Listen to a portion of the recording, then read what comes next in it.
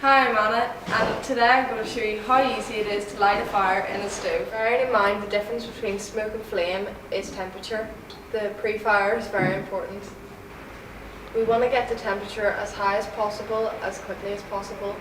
To do this, all we need is good dry kindling, a fire lighter and some matches. I'm now going to show you how to arrange the wood for the pre-fire.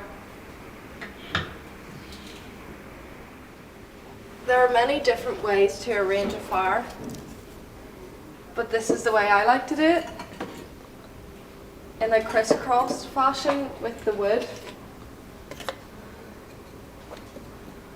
Arranging the wood in this way allows oxygen to circulate around the stove.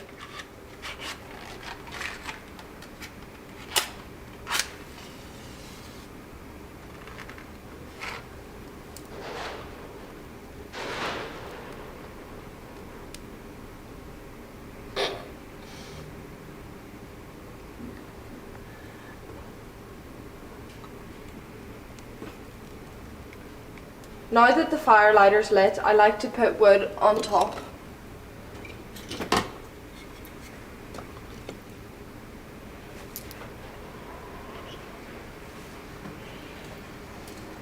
To have the fire fully established, I like to open the primary wheel and have the bottom lever to the right.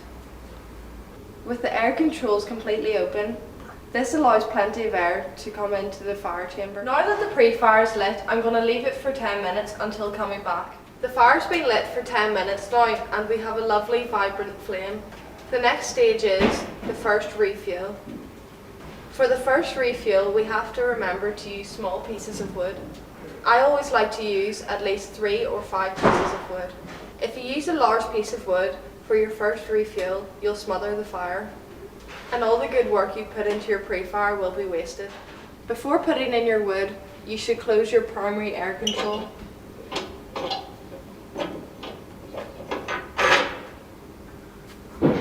When only burning wood outside of the lighting phase, primary air is not needed.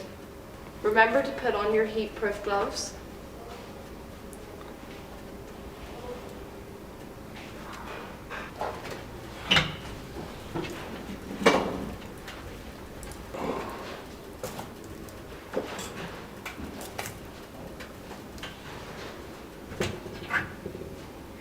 With these 3 pieces of wood on the fire, we should get a 1.5 hours burn time.